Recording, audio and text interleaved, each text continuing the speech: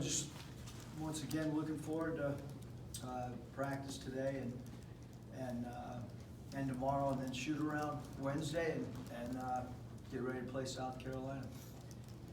Coach, how's Isiah Joe looking? Is he practicing? I didn't think I was going to get asked that question, Nikki. We haven't done anything. Sunday was off for us. We practiced here in a little bit. He'll suit up and probably do what he did, 2 days before our last game, which is kind of nothing. And spend most of the day with Mark, the trainer, and maybe get some shots up or something like that. But he's not on the practice plan. Are you hopeful he'll play Wednesday, or what would you say is the prognosis? I don't even know what to say, Bob, because I really, I don't know, because we played Saturday, we were off Sunday, guys are just trickling in now from class, so that's 3 days of, spending time with Mark O'Neill, our trainer, and, I think anytime you do anything, if you get shots up and stuff, and then does it swell, I have no idea, If he does limited stuff today, is there swelling tomorrow? Only time, I don't know. I'm not a medical. And then one of the Carolina riders points out to me, I guess he said they're 348th in terms of fouling people. I think the opponents have shot over 500 free throws. And you guys obviously drove the ball a lot and got to the line. What do you think of how much they foul? How can you maybe use that to play to your advantage? Yeah, I think we've really improved at drawing free throws attempted. I said it after the TCU game. I thought it was by far our best shot selection of the year. We didn't settle for threes. We only took 9 threes. I think we made 6. Just really good shot selection, and we've done a great job of not only getting to the rim lately, but of finishing. I think Coach Mosier did a little study the other day. I think we were like at 91% at the rim against TCU, and they have a pretty big guy in there in Samuels, and so both, like I said, the last 2 games we haven't settled, and we certainly don't want to settle on Wednesday either. As far as just what would you feel was the key adjusting without Isiah against TCU, and if you don't have them, kind of what's the keys to adjusting without them against South Carolina? Yeah, I thought the keys to adjust, obviously we're going to make a change in our starting lineup, probably regardless of who played or who didn't play. So I think it's every game, new identity, new theme. South Carolina's hard to score on, so you can't settle. They play good physical defense. Free throws attempt becomes a big part of the game against them, and then they're really good on the offensive glass, so we've got a defensive rebound. But, I don't know if that answers the question.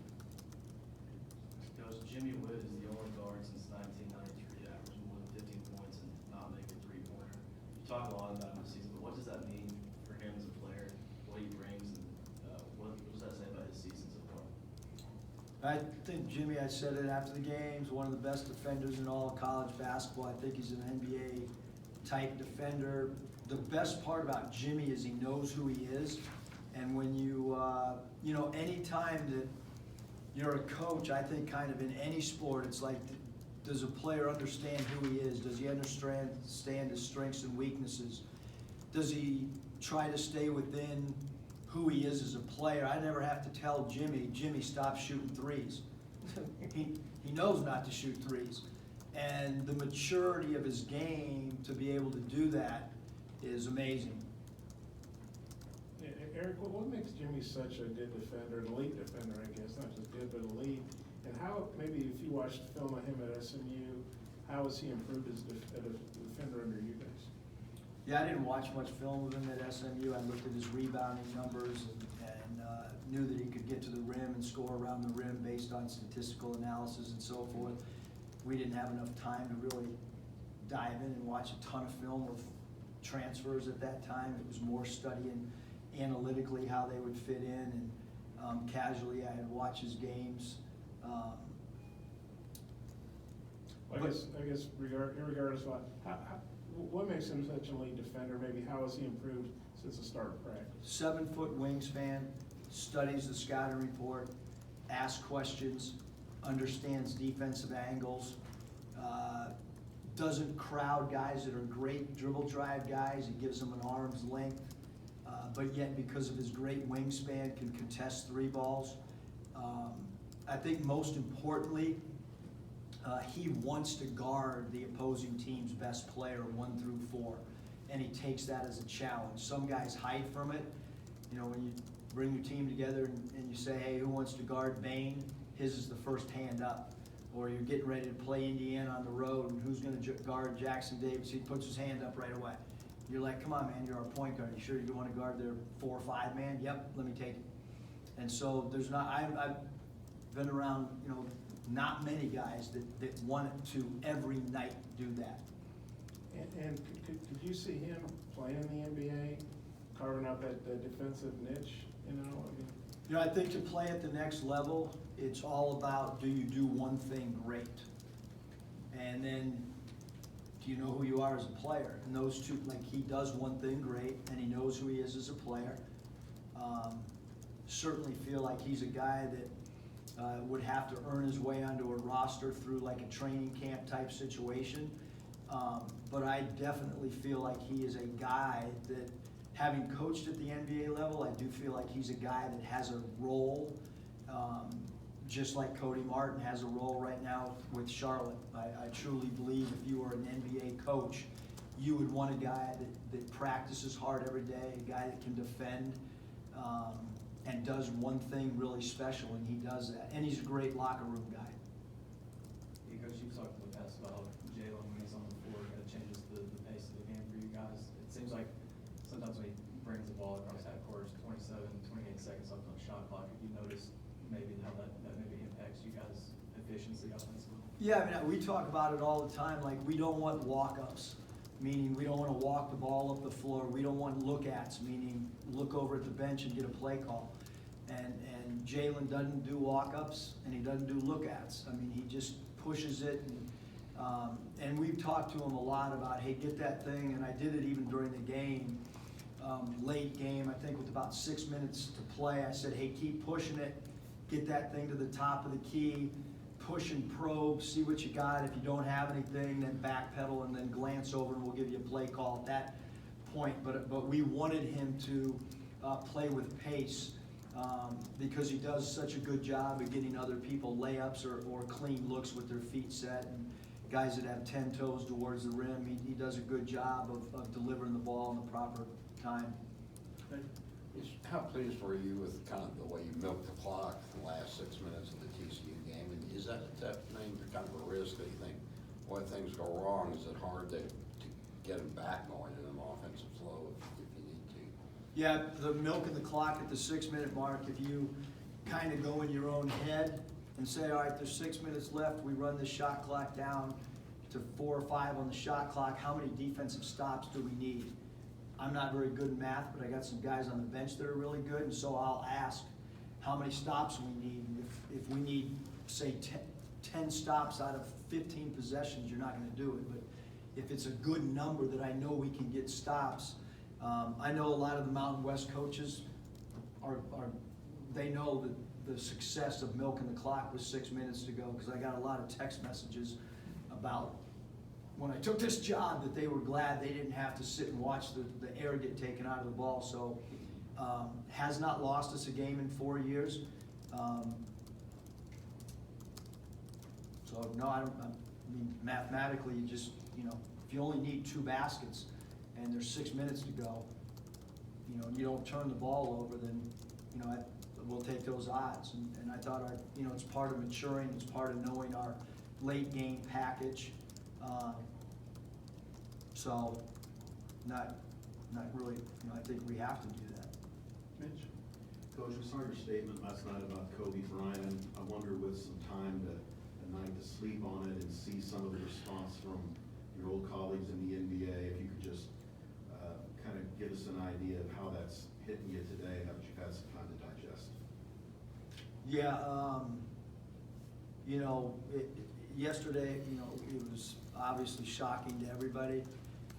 As I've looked back at, you know, the time that I was a NBA head coach and also an NBA assistant, and my sons talked about it. I talked to both of them yesterday on like we were all three on a call together, because Matthew was heading back to San Diego from the Bay Area, and both my sons have autographed jerseys to them in their rooms in the Bay Area. Obviously, Michael put a picture out when I was an assistant with the Grizzlies. Kobe was really unique. Right before that picture with Michael, one of the other Grizzlies assistants had asked for something from Kobe, and he said no. For whatever reason, because that was prior to me coaching the Lakers D-League team, he just kind of, when he respected you, he communicated with you. And you know, I asked him one night for a pair of his shoes, and I said, hey, can you sign one for one son, and can you sign the other for the other? There's not a lot of NBA superstars that would take the time to sign one shoe to one son and one to another. They just sign them, or a lot of guys wouldn't even give you the shoe and say, no, I need them for tomorrow night or whatever. And that was as an opposing coach. And the very first game that I ever coached was in Hawaii, and it was an exhibition game. I looked across the way, and it was Kobe, Shaq, Gary Payton, Karl Malone. You know, so I have some vivid memories. I don't remember what year, but one of the years when I was with the Warriors, in the first quarter, we shaded Kobe to his right. In the second quarter, we shaded him to the left, and we had worked on that for the 2 days prior, that we were going to mix up each quarter which way we shaded him and where all the help was going to be. And right before the second half started, he came over, and you know, I didn't think that he would know what we were really doing. And he looked at me and he said, Coach Muss, what are you going to do this third quarter? Play me straight up? And he said, good luck with that. And you know, those were, you know, just some things that I've experienced with him. And then when I was coaching the Lakers D-League team, it was after a game, and I had stayed doing a post-game report. I was the last one out of the building other than the security guard at the Lakers D-League facility.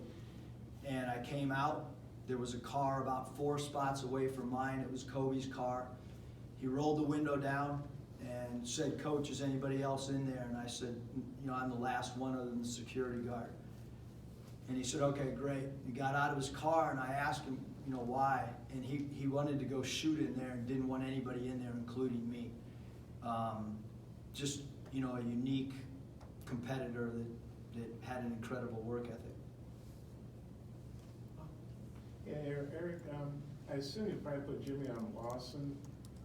If so, how do you see that matchup? And just kind of what do you think about South Carolina? Kind of been up. Well, why don't you answer that first? I got one more. Well, you just told me who we're having in guard. No, I said I assume you are. You're the coach. I don't know.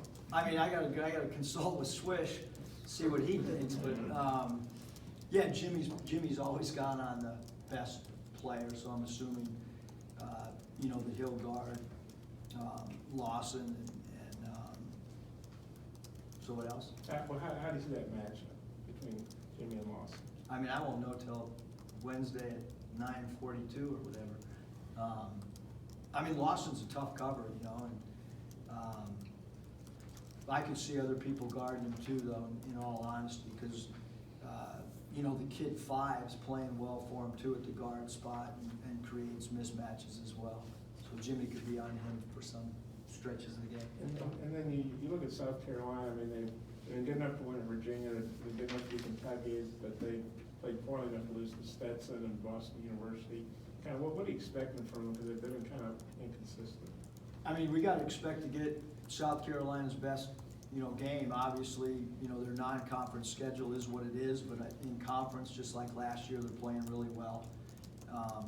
We expect to see a really good team, like you mentioned.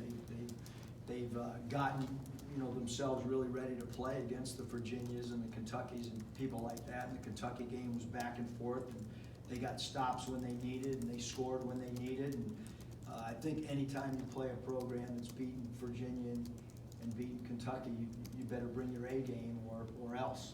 And so, that's how we approach South. I think they're, a really good team. Follow question, Tom? Well, Bob got all four of mine in one there, so.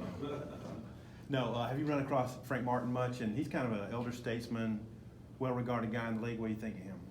Yeah, I mean, I've been in different situations, like in health clubs, at the Final Four a couple different times, and just had those type of conversations, but certainly don't have the relationship with Coach Martin that I do with people like, Tom Crean and Coach Cal and even Rick Barnes. I mean, so I can't comment if I really don't know someone really well. All right, Coach. Thanks.